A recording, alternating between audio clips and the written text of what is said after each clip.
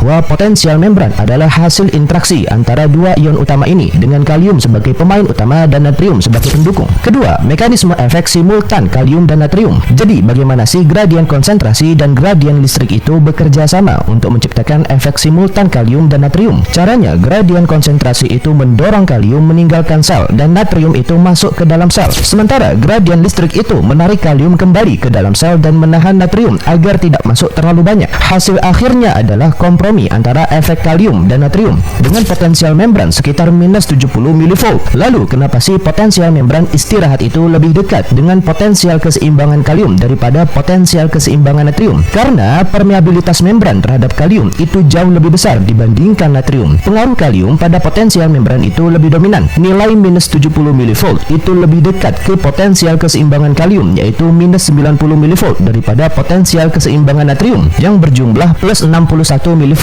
Kemudian, apa sih yang dimaksud dengan keseimbangan dinamik dalam konteks efek simultan kalium dan natrium? Keseimbangan dinamik adalah kondisi ketika tidak ada perpindahan neutron ion meskipun ion-ion itu terus bergerak secara acak melalui kanal rembes. Potensial membran itu tetap stabil pada nilai tertentu seperti plus 70 mV. Jadi, bayangkan sebuah timbangan dua lengan yang awalnya condong ke satu sisi. Di satu sisi kita menambahkan beban berupa efek kalium dan di sisi lain kita menambahkan beban berupa efek natrium. Dalam tubuh kita, efek simultan kalium dan natrium itu mirip dengan upaya menyeimbangkan timbangan ini. Awalnya dominasi kalium. Jadi, pada awal proses, ion kalium itu meninggalkan sel melalui kanal rembes, lalu meninggalkan muatan negatif di cairan intrasel. Nah, muatan negatif ini menciptakan gradien listrik yang menarik kalium kembali ke dalam sel, menciptakan keseimbangan dinamik pada nilai minus 90 mV. Lalu, pengaruh masuknya natriumnya. Jadi, meskipun permeabilitas membran terhadap natrium itu lebih rendah, sejumlah kecil natrium itu tetap masuk ke dalam sel karena gradien konsentrasi dan gradien listriknya. Nah, masuknya natrium ini menetralkan sebagian muatan negatif di cairan intrasel, sehingga potensial membran itu bergeser menjadi lebih positif, sekitar minus 70 mV.